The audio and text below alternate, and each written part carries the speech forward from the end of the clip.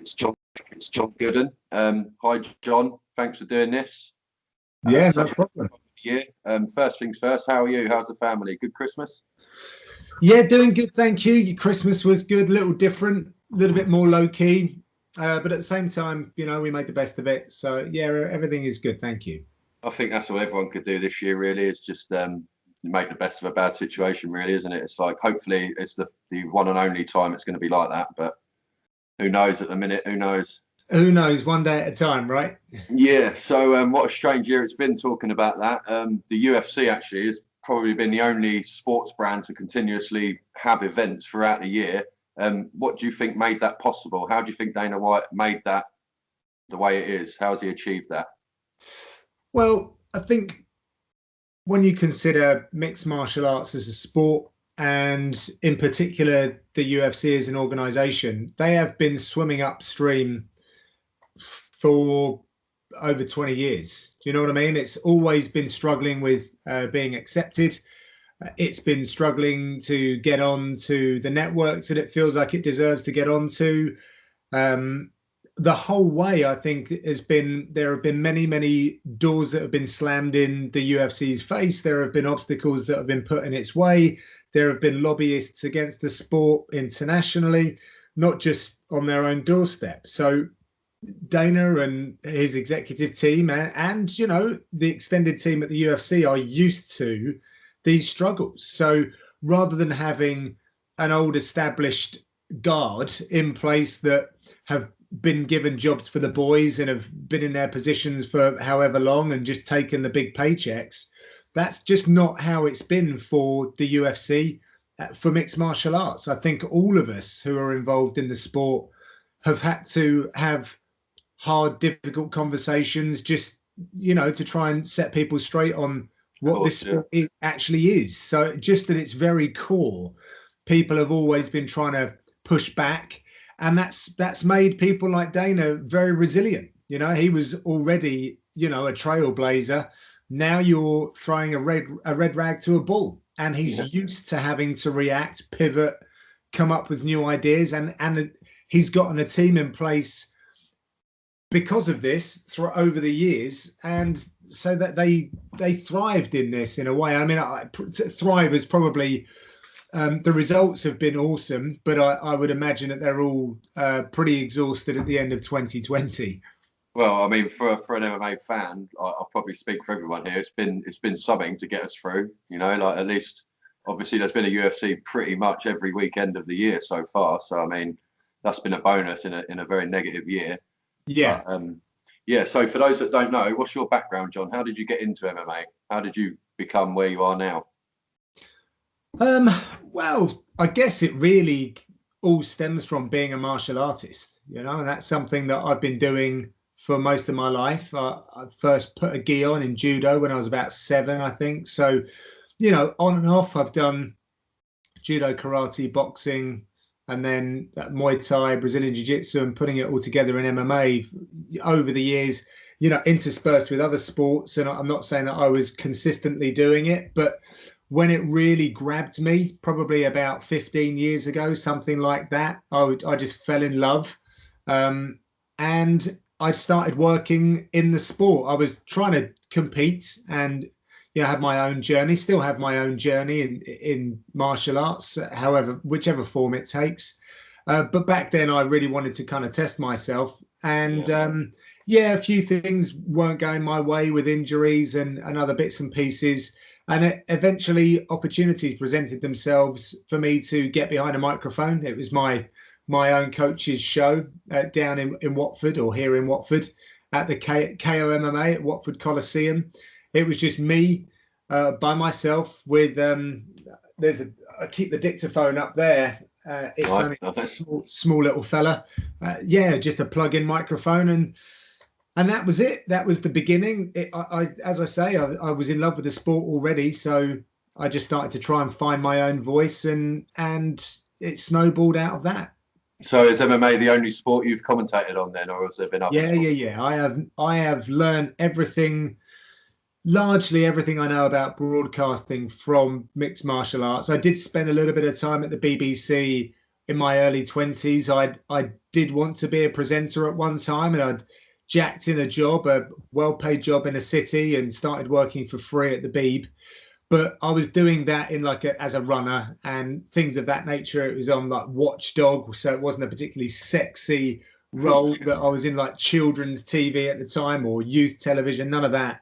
And I just found myself being pushed more behind the camera, which at the time I wasn't really interested in. So I actually went back to the city after that. But I just thought that was a dream I'd had. I'd given it a go and I'd shelved it, put it to bed, never thought it was really going to happen for me. And I wasn't good enough at the time, if I'm honest. I still don't think that I'm anywhere near as good as many other presenters out there. However, you take advantage of the opportunities that are presented and you grow with the role. But when I had an opportunity in MMA, there weren't a great many people that were doing it, and even probably fewer people that were doing it down in the southeast. Bizarrely, the north was a real stronghold for mixed martial arts, and consequently they had some pretty good voices as well. So it was light down in the southeast, and when the talent pool's not so deep, then you're able to get noticed a bit easier. Well, I know about that because I'm just down the road from you in Bedfordshire, so I know the scene. So I know the scene around here pretty well. So no interest in commentating on any other sports then, because you got the best of both worlds now. You got the mic and the shows on BT Sport, etc. So you got everything at the moment. So you must be a happy man. Yeah, I mean, I do a lot of stuff behind the camera as well. I produce a lot of the features for the UFC, so I'm kept fairly busy.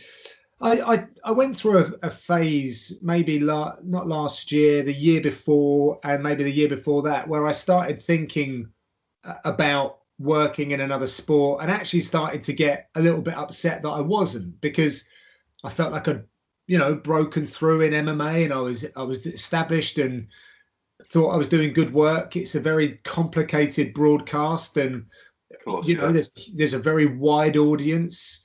All of these things, I thought I'd tick these boxes, so it was like a new challenge, and I was seeking that. But you know what? I kind of don't know why I was doing that, because I never got back into this to go and be a commentator for BBC on football or whatever else it might have been, at boxing or the Olympics, something like that. I'm certainly not ruling it out, and they would be great challenges, but I got into this to help the betterment of mixed martial arts. Yeah. And I never in a million years thought I'd hold the UFC microphone. That's just the honest truth. But it came about, and so I'm happy where I'm at. I think it would be probably good for me in my career if I was to go and try my hand somewhere else, just to see how things work differently, because I'm so used to an American style, actually, that it would be good for me to understand how differently they do things in the UK, which is a bit weird, right? Because the Americans say I'm almost too British, but yeah, I've not really worked very many British productions. Yeah, I mean, is there such a thing as too British? I don't think so. I mean, let me tell you, apparently there is, from experience. But listen, I'm not trying to be anything that I'm not, and I'm proud of who I am, where I'm from, and I sometimes I think what it is we don't realise sometimes how colloquial we can be. We almost have our own language, particularly if you're a Southerner. So I fall into that sometimes, and fans who, we're supposed to be appealing to ESPN audience first and foremost, I guess, and that is in North America. So if they can't follow along, then we do have a problem. But it's not like I'm speaking, Russian, so yeah, I can get away with it. But yeah, so you find you have to sometimes sort of maybe mix up your style a bit, or try and just to try and fit in with the American sort of vibe. And yeah, I mean, I wouldn't say I'm massively changing things. I'm just more aware of the times where I've said certain things and I've had feedback that no one understood what that meant. Like knackered. If you say someone's knackered, I would have thought you could have broken that down fairly easily to understand it's someone who's like very depleted or completely on their ass. but apparently there was just no correlation in like the way that the Americans would understand that. So it works both ways, but obviously they are the key player. I understand that the UFC is an American company as well. I'm respectful of that. So yeah, but at the same time, I look at it as a challenge. You know, I actually have gone out of my way to try and find some American phrases that I think are quite cool that I might be able to use. But at the same time, I also think it'd be nice if they understood a little bit more of these British phrases, and it's a little nod, yeah. isn't it? Well, So you're flying the flag for Britain there, so yeah, I'll throw a couple in, a little sprinkle every now and then. yeah, better than nothing. So staying on the British vibe, what's it like working with the legend Dan Hardy? Yeah, I mean, I'd like to think he'd say the same thing, but I feel like we're a good team. We've worked together now for a long time, and it made me feel at ease. He made me feel at ease very early on because he let me have my own voice rather than being dismissive of my experience, because he was over in the States. He didn't hear the work that I was doing with Cage Warriors. He knew nothing about my experience in martial arts and any of those sort of credentials, and yet he was willing just to sit by my side, let me take the lead, and let the relationship form without judgment.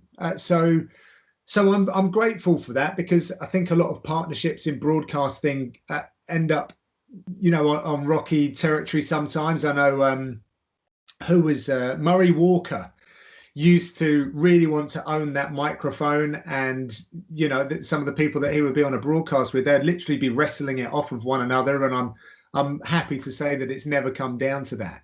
So yeah, I think we're pretty aligned. Again, going back to mixed martial arts as a sport and its perception, and how where we as fans would like to see it in the future, Dan and I have very similar views on that. So we can work together to help people better understand this sport, to help, you know, to continue to entertain the fans like the UFC product has been doing for such a long time. But we are in a different place in the UK than what they are in North America. Yeah. So I think Dan and I realize that, and then we come with a slightly different approach sometimes so that we can cater for that audience as well. Yeah. So like you said, you've been with the UFC about 7 years now, I think it is. 2013, was it, when you joined? Yeah, I did a couple of bits at the end of 2013. So yeah, going into 2021, I think I think I've done rather well to keep my seat for that amount of time. That's a pretty good effort. I think you'll be overtaking Rogan soon, mate. Definitely. Oh, I don't know about that. And you were lucky enough to go out to Fight Island. How was that experience? How was that different to other experiences with the UFC, obviously working wise? Yeah, well, it's the environment and the way that the world was and is means that things are just vastly different. And I was staring at, you know, having to go and do another job in March. The London card had got cancelled, and no one had the answers of what we were going to do. You know, the UFC was still trying to figure things out, but you know, I'm not saying I got into this late. I was talking to someone else about this earlier today. I got into this game in my 30s. By that point, I'd already bought the house with the mortgage. You know, we had a baby. We have a child now as well. So you kind of have you live to your means. You know, you try and get yourself in a fairly decent place financially. But you know, I don't earn millions, so without these shows, I need everything that the UFC give me in order to support my family. And it gets to a point where, like, seriously, if the London show hasn't happened, which it didn't, I'm like, okay, I'm already looking like things are a bit sketchy here. Before long, if they're not putting on fights and I can't get a job, I've got to sell my home, you know. So I felt a little bit of fear going into the spring. So when that Fight Island came around, I was so grateful and happy, because I knew it was going to be special. The build-up was immense, so everyone was going to be watching. Dana and the team did such a fantastic job of hyping this up, and because there was nothing else going on, as you were saying, it just meant that the world had the attention on the UFC, and I was going to be there and I'd be a part of it. I'd been a silent voice since the February, so it was good to get out there and do what I do. So yeah, there's a lot of relief. I was very grateful, but you're then just back to trying to be the team player and do your job, Yeah. and I proved to myself I could turn around an awful lot of work in a short space of time, because of a lot of stuff that went down. So yeah, it was good, very positive experience, and I count my blessings that I was a part of it. So do you know if you're going to be going back there? Because I know they're going to do a few more events there, aren't they, in early next year? Yeah, well, we're always hoping, mate. I just go through. I've had a COVID test to make sure that I'm clean right now. I'm just going to lock myself away, and hopefully I can get on a plane and go and help out again. Because I mean, that must have been the best location that you've worked at so far. I mean, event-wise. I don't know about that, because there's no, and listen, first and foremost, you're there to work. So yeah, there's a lot of work that needs to be done. As I say, I do more than just the commentary stuff. So I was doing shows for the UFC social team. Dan and I have Inside the Octagon, which on the last Fight Island we had to get done as well. Do desk work, doing the commentary, and I produce the pre-fight like interviews and features as well. So another couple of days per show goes into that. So there's a lot that needed to be done.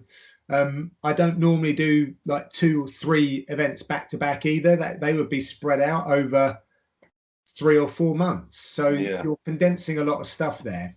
And listen, again, I've said how grateful I am for it, but it's not a holiday camp. It's you're away from your family for a month, and that has its own challenges as well. And so the quick answer is probably not the best on the full scale of things, because I've been to Australia maybe 4 times with the UFC, and I love the place. And I've been able to stick around after my work's been done on a couple of different occasions. My wife and I spent 2 weeks. Was it the first time I'd gone to Australia? I think it was, yeah. And we drove from Sydney all the way down to Melbourne, stopping off, as I say, over like a 2-week stretch. And that was one of the best experiences of our lives. And then I've personally stayed out for a few days in Bondi after the last Sydney show that we did. So yeah, that was good. New Zealand was a phenomenal place as well. And we've been to China, and I've been lucky to go out to Vegas as well. So yeah, I've been lucky. You're going to have to go some way to better some of the experiences that I've already had. It was and it's a weird time, you can't ever fully relax with everything that's going on. Yeah, but that's the perks. Obviously, after all the hard work, that's the perks that you get after putting all that in. So, I mean, it's not like it's unjustified. So, yeah, and for anyone that's ever read Tim Ferriss's 4-Hour Workweek book, I think it was in that. But something to take from the fact that if you're really into travel or you want to go to certain places, you can earn the money yourself and pay for your own ticket to get there, or you can put yourself in a position where it becomes part of your job to travel. And I've always enjoyed travel. It wasn't like as I've said before, I didn't like really target the UFC and this gig, but a great byproduct has been that I've managed to visit a lot of different places, and some of them I've gotten to spend some decent time in to understand the culture a little bit and experience some of the wonderful things that these places have to offer. Yeah, I mean, thanks for that insight, John. That's all so interesting. I mean, obviously you come across as though you put the work in, so it's all going well. Moving away from the COVID stuff and that, with regards to commentating, has a fighter ever approached or messaged you or DM'd you on Instagram about anything you've said in your fight commentary, maybe about them or about the fight? Yeah, I've had a lot of positive messages actually, and there's a couple of managers couple of managers have said to me that they particularly like my style, because I do focus more on the storytelling aspect of the human side. Definitely, yeah. Again, I think it comes back to being a Brit and a misunderstood sport, and also just being like, I'm part of a fight team as well, and these aren't just two people that get in a cage and beat each other up. They're individuals with families, ambitions, struggles, and everything else. And it's important. I think it's important to understand all of these things, to know what that person is like, why they are the way that they are, and you might be able to identify with them to then become a fan, or dislike them so that you want them to lose. Either way. In terms of whether a fighter's said anything like negative or whether I've misunderstood something, I mean, that puts the fear of God in me, if I'm honest. I'd like to think that isn't the case. I'm sure there has been a couple of things, but nothing that really, I've never had like someone really pull me up. And also I think that I certainly err on the side of caution with these things, but it is our job to analyze and talk about things that are slightly uncomfortable for some of these fighters. But really, when you're critiquing technique, unless it's like blatantly terrible, that's not really my job. I can talk about maybe the pacing of the fight, but I'm very careful not to do that, because I got guys that have maybe been world champions, fought for a championship belt, or earned their stripes at the very highest level. I'll let them make those judgments. But to be honest, I have had officials have conversations with me about my some of my views and thoughts and comments. Some of them I've apologized back to, and I've learned on the back of those. That was in my earlier days, if I'm honest. And some of them I've had to stand there and say, look, I'm sorry, I don't agree with you. You stood that fight up too soon, in my opinion. And when you look at it back, you may agree. I'm entitled to have that opinion. I'm also the voice of the fans at the same time.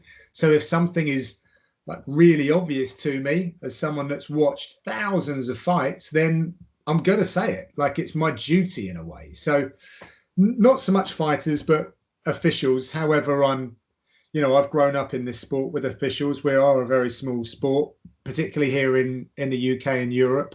So I try to build up rather than tear down. Cool, yeah. So, like you say, you've watched thousands of fights, and called obviously loads as well. Have you got a favourite? Have you got a favourite fight that you've called, or even just watched as a fan?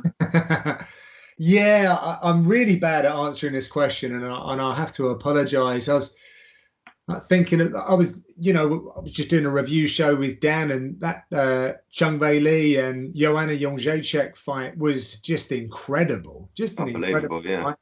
We had Figueiredo Moreno, which was a great fight. The fifth round, if you can say the fifth round let it down, you're really being critical. It was a blistering fight. There are certain fighters that I really enjoy watching. The Gustafsson-Jones fight always comes to mind. Anderson Silva was someone who I've admired for as long as I can remember, since watching this sport. And I actually got the honour and privilege of commentating him versus Michael Bisping in London. Of course, I was a Bisping fan. He's flying the flag for the UK, and I'd had teammates go train with him. So to be there in that main event and be able to be a part of it from the broadcast sense was a real honour.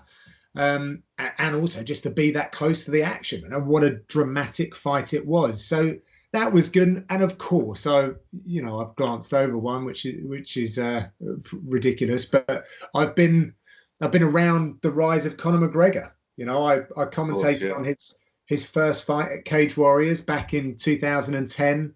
I think all of his Cage Warriors fights up until when he won both belts. And then I commentated at that what's now infamous event in Dublin where he beat Brandao. So yeah, I've certainly enjoyed some moments, and again, to be around when you see someone as phenomenal as Conor McGregor bless our screens and move the sport along, and to hear my voice being played back over some of these these images, these iconic images, it's a bit bizarre, if I'm honest. It's like, really, was I there? Is this happening? So yeah, very cool. I mean, like those two fighters, Anderson Silva and Michael Bisping, they're actually my two favourite fighters of all time. And I was lucky enough to be at that fight. So I can't imagine what it was like from your point of view, because I thought it was absolutely unreal. Do you know what I mean? So yeah, bonkers. Yeah, that was some fight. Yeah. That was all my MMA dreams coming together at once. That like Bisping versus Anderson, I couldn't believe it. You know, and then obviously I did everything I could to get a ticket for that, which I was lucky enough to get. And yeah, mate, I'll never forget that night, put it that way. Yeah, good. So obviously we've got a lot of good fighters coming out of the UK at the moment, breaking through. Who do you think will be the main breakout star for the UK next year, 2021? Any names in mind? What, in the UFC or outside? Either in the UFC, Cage Warriors. I mean, the Cage Warriors have got a lot coming through. So yeah, either or. Ooh, guys coming through. Well, Jack Shaw, I think, is a name that people will be familiar with already, but he will be getting a look, I would imagine, this year. And I have to say, I just think there's so much to admire about his career so far, his skill set, and he's got an army of fans behind him in Wales. So I think that he'll get the promotional push if he carries on winning. So definitely one to watch there. Mason Jones will debut in the UFC. Very interested to see what he does. A guy that's sort of going under the radar a little bit, or maybe has done, but certainly won't do for very much longer, is Lerone Murphy. I think that guy he's proving to be exceeding expectations, and I don't think he's hit his sweet spot anywhere near that. So he's got like big potential, and I'm very much looking forward to seeing him fight. Jake Hadley just won the flyweight belts for Cage Warriors, and I think that he will be. I'd like to think he'll get signed by the UFC this year. I think it's the year where people like him will get signed, just because it's hard to get talent at the moment, and so many fights drop out, that guys like him will be, very valuable properties, if you like, athletic properties. So he sells a fight very well. I think he's, got a really strong skill set. So I think he could represent very well. I'm just trying to think who else. We've got quite a few established fighters already. I'd tell you another guy who we unfortunately forget about because of inactivity, and that's Arnold Allen. That guy is a monster. Like, he just needs to get a fight. And not just one. Like, he needs to fight 3 times this year. And when you look at his win streak and the guys that he's faced, like, he could go all the way to the top. There's no denying that. So we need to see him back in there and to get active, because we miss him, and he could be a really big star in this sport. So very much looking forward to that. And as I always do, I have to shout out my teammate Sam Patterson, who is in Brave at the moment, but he is a very exciting fighter. There are people that are just different that I've learned from being in this sport for a long time now, mindset wise, physical abilities, and Sam is different, and he's got everything physically, but his mindset is what sets him apart. And he's a really nice guy. He's the kind of guy that he'll carry your grandma's groceries across the road. Do you know what I mean? He's that sort of bloke, and I can't really sing his praises high enough. And I don't even know if he's been to decision. The guy can submit you from across the room or knock you out with his go-go gadget arms. So, yeah, look out for him. So, sticking with the British theme, obviously Leon Edwards probably been the most affected fighter by COVID, I'd say, in the last year, obviously with dropouts and fight cancellations and stuff. Any inside info on what's going to happen with him? Do you know anything?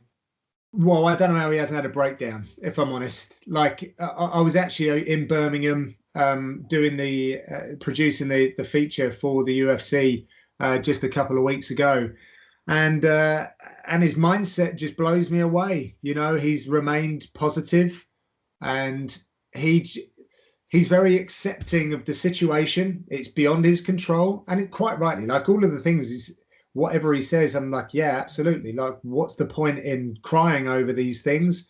All he can do is keep improving and be ready to go. But I think he's also trying to manage his career and not take opportunities that he doesn't feel that he should do, given his win streak and who he's already fought and what he's already put in. So I sort of respect his take on all of that. But 2020, I don't think has been, in terms of the UFC, and maybe it's because I'm in the UK and so it's a bit closer to my sphere of influence, but I don't know many fighters that have been quite as unlucky as Leon. Yeah. And I do know that when I went to see him in February ahead of the Woodley fight, he thought that, or in his plan, he was going to have made one defense of his welterweight title before we got to the date that we're at now, because he was going to fight Woodley. That was going to give him a title shot. He would have hopefully fought the champion around summertime or the autumn maybe, and then he would have looked to have made a defense in the winter. He had it all mapped out, and it's a very real plan. Like there's, of course, yeah. I don't, the odds wouldn't be wildly against him being able to deliver on that. And yet the guy is now without a fight again. And I don't know. I haven't even heard the official line from the UFC that it's not happening. I've not spoken to Leon, but it's been reported in enough places to let you know that it looks like that's the case. So yeah, I just hope that he gets the right fight. I know he's angling for the Masvidal fight. He's always trying to get that. I doubt that will happen, but yeah, we'll see what they put together for him. I mean, Masvidal is at the point of his... That's the thing. Yeah. If Masvidal is at the point in his career now where he can kind of pick and choose his opponents a bit more, you know, like I don't think Edwards is a good fight for him. I don't think that's a fight he'd take if he's got any sense, you know, but it's just turning into the new Tony and Khabib, isn't it? I mean, it's like, is it ever going to happen? Is that the one fight that we're never going to see? But yeah, and the weird thing is, like, we weren't really lusting for this fight until they put it together, and I'm not sure if I'm not sure if I really want to see that fight or whether I just want to see Khamzat fight and Leon fight. Yeah, the fact that they're being put together, there's a lot of upshot for Khamzat if he's able to beat someone like Leon, who's just on a completely different level of experience to anything that Khamzat's seen before in the cage. And for Leon, you know, he can steal some of this thunder and just kind of say, listen, I told you so. And now can I have a top ranked opponent, please, so that I can go get my title shot. But yeah, I don't know. You know, if they offered him Wonder Boy tomorrow, I'd happily watch Leon fight him. It's just, yeah, I'm at the stage where I'd watch either of those guys fight the appropriate competition any day of the week. Yeah, I mean, I think obviously Edwards would fight anyone at the moment just to get in there and have the experience again. See, I don't know if I'd agree with that. I still think, particularly after he's obviously mapped things out this year, things haven't gone his way. And I'm not saying that he turned down fights, because from conversations that I had with him, the only time he wasn't able to make, I think they did offer him Fight Island, but because of the lockdown that he'd had in Birmingham and the unique situation with his gym, he's got a gym within a gym, or the gym that he's at is within a gym, and the gym, the bigger gym was shut down, so he couldn't train. So why would you go and put everything on the line with no training? So he was trying to be a smart businessman there. So I think if he then was to just go and fight anyone, like people are saying, Vicente Luque, like he's almost going back on everything that he had kind of laid out earlier on in 2020 to then go and fight someone like Vicente, who's already beaten him. So yeah, it's a tricky one. It's not a good situation for him to be in. So going on to fights that actually are going to happen in 2021, hopefully, there's quite a few scheduled now. Is there any that you're particularly looking forward to? Is there one standout fight that you can't wait to see? Ooh, well, of course. I mean, we've got the return of McGregor, which is just epic. Yeah. That is epic. Yeah, I'm a big fan of Calvin Kattar as well. I'm really pleased to see that he's getting an opportunity like this. Obviously, we're all fans of Holloway. He's just one of the biggest stars in the sport. But uh, Calvin he's earned his way up, like bit like the kind of Poirier line. Everything has been earned, not given. Um, and some interesting. He's had an interesting journey. And well, you spoke to Rob Font, right? I mean, those guys are real and they're good fun. Like you'd hang out with those guys any day of the week. Of course, yeah.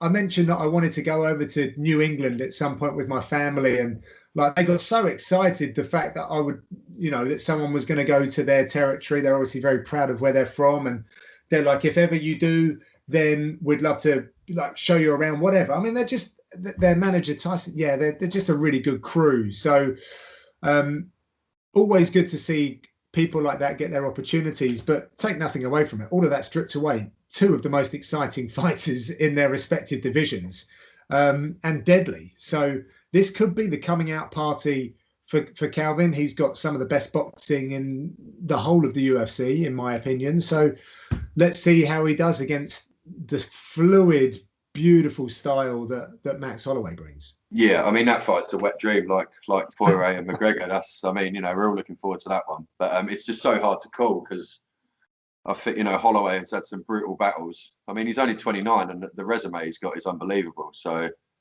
Kattar's got a lot of work ahead of him, but we'll see. But that's like, was it not 19 when we first saw Holloway? I think he made his debut at 19, yeah. And wasn't it against Dustin Poirier? You're like, I mean, that's ridiculous, right? And now he's been through everyone, like everyone. So yeah, he's had a long career already, which will give him a lot of wisdom. And he's, but yeah, there's a lot of miles there, but you don't know. Some of these guys have been in a gym doing boxing, and that having the way you train also dictates your longevity in this sport. So yeah, we'll see. But yeah, Max brings a lot of weapons into the octagon, so that's going to be a fun fight. Cool, yeah. So I won't take up too much more of your time, John. I know you must be busy. Just for fun, just lastly for fun, give us a John Gooden exclusive, maybe something that we don't know about you, or a secret hobby, maybe something like that. A secret hobby. What is something that you guys don't know about me? I used to be. Well, yeah. Did I ever get that way? I used to be a top squash player. Did you know that? No, I never knew that. No. There you go. There's one. I can't say squash has ever been calling me, but yeah, no, it's not for everyone. I'm a big motorhead as well. Like I love my cars. You spoke earlier about whether I would like to do anything outside of fight sports. Like if I hadn't have found mixed martial arts, I genuinely believe that I would be doing something to do with cars, whether it be on the business side or I did try and actually qualify to race for Renault Clio, actually, like touring cars many years ago. And I got pretty close, but it was a scholarship. I didn't make it. I haven't done an awful lot of racing in between, but I have got a real thirst for the pedal. And yeah, I'd like to do some stuff there. I've been eyeing up these buggies, these quads, the Rage quads, the Razor things. Oh my God, they're frightening. Like the Baja thing, isn't it? It's like the desert races and stuff. Yeah, I'll take me some of that. Like I do. I want to get involved. I want to try and find a place near where I live where I can, get out and about on one of those and just have some fun. I haven't quite got the money to invest in one myself, but yeah. I'm struggling to think the sort of terrain around here where we'd be able to do that. I mean, I've got the Dunstable Downs near me, but I don't think that would. That wouldn't go down well, where everyone's trying to fly their kite and you come tearing over the hill. Exactly, yeah. Some sort of 1,000cc race buggy. You get enough trouble with cyclists, yeah. So I can imagine that. Yeah, exactly. Yeah, so yeah, there's a couple of things. For awesome. Well, that's a wrap. Thank you so much for your time, John. I really appreciate that. No worries. And, it'd be great to catch up with you again soon. Yeah, let's hope so. Cool. All the Thank best. you, John. Thank Cheers. you, John. I'll just try and find this, try and stop it. I can never, I'm so bad at this. It always disappears. All right, John. Well, thank you very much. Have a good evening. Yeah, you too. All the best for 2021. And you. Thank you, mate. Cheers, mate. Thanks.